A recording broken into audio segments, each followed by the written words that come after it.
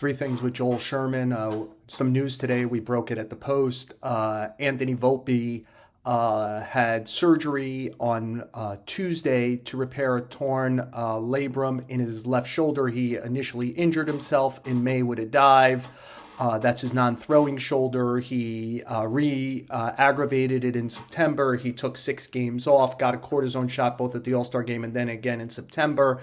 And it was part of a not very good season for Anthony Volpe. So why don't we go through 3 things that I'm thinking about with all of this. One, the feeling right now, and this will be clarified more on Thursday when Brian Cashman and Aaron Boone address reporters publicly for the first time since the end of their season against the Blue Jays in the division series. But the initial read is that the hope is he'll be rehabbed and ready to go for the beginning of the 2026 season. We know everybody rehabs differently. It's a shoulder. These are tricky. But that's the initial feel. But so what does this allow the Yankees to do? I'm already on record saying that Volpe needed to come to spring training in 2026 to win his job. Prove that he could be an all-fields hitter, a much tougher out, strikeout less, higher batting average, and that if not, Jose Caballero and maybe Oswaldo Cabrera, some combination of that, can hold shortstop while Volpe is either healing and or in the minor leagues. He has options. I think he needed to come to do this. This injury allows the Yankees to see a lot of that in February and March, I suspect, and that will be part of this. For number 2, an outside answer. I always say the same thing. There is no shortstop store on like 36th Street in Manhattan. The best free agent shortstops available are Bo Bichette, who the industry in general does not believe is a shortstop now or will be a shortstop moving forward. He's not very good on defense. So there's a question, is he a second baseman or a third baseman? Does Ha-Seong Kim opt out of his contract with the Braves?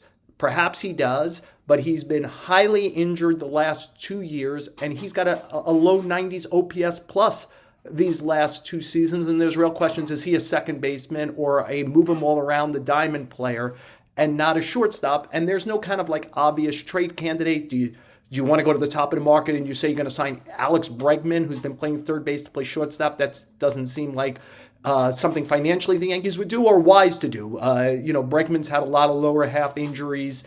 He's going to be in his 30s now. That doesn't seem like the right answer. So to me, this is at least initially an internal situation, maybe something else small in the marketplace, but Caballero, Cabrera, and maybe everyone's just keeping the seat warm long-term for George Lombard Jr., who perhaps comes on the radar late in 2026, but to me is probably more a 2027 thing if he's going to be a player or not for the Yankees. But he's probably their number 1 prospect as we speak today.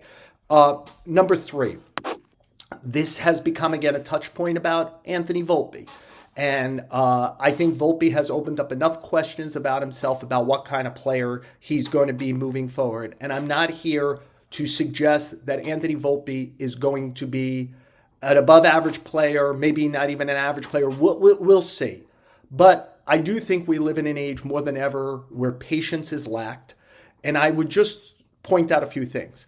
Anthony Volpe today is as old as Aaron Judge was when he broke in 2016. He's still a young man. He's still 24. It's 3 full seasons, but he's a young player with a chance to get better. It is a comparison I've made before.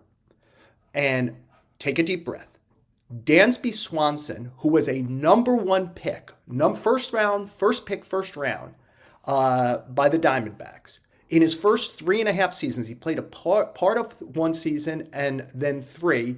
So through his age 25 season, as opposed to his 24 season for Volpe, had a year where he led the majors in errors. For that collective period, had an 84 OPS plus, just like Volpe does now, an 84 OPS plus. He was a low batting average, high strikeout guy like Volpe. Volpe actually has shown more power young, and he has shown more base stealing acumen young than Swanson did. Swanson, when he kind of got his man muscles on and was fully mature, His ages 27 to 31 season, which is the last 5 seasons, including this one, he's averaged 23 homers and 15 steals. He's been a very solid player. I am not saying Anthony Volpe is going to be Dansby Swanson. I'm just pointing out that if Dansby Swanson had that same 3 years for the Yankees, you would feel similarly about him. And the question is there another side? The Yankees believe heavily in this player. They like his work ethic. They like his talent. I wonder if he's a second baseman. I wonder if he's even that, if he's not going to change his hitting style. But he is still relatively a young player. And there are others who have done what he has done, notably Swanson, in the early years of their career, and then grew up. Swanson's a guy who ends up with an 8-year, 177, or a 7-year, 177, I forget now if it's 7 or 8 year contract as a free agent shortstop. There is an upside for Volpe that has not been hit yet. Maybe it will never be hit, but if you look at what is available in the marketplace, and the other consideration is Caballero and Cabrera, I think Volpe is going to get more chances as a New York Yankee, especially because of the way that Aaron Boone and Brian Cashman and the baseball ops feel about him. And so can he heal up, be a factor, and then show some real growth, especially in the batter's box, to become a better player than he's shown so far? He'll have to overcome some surgery now to do that.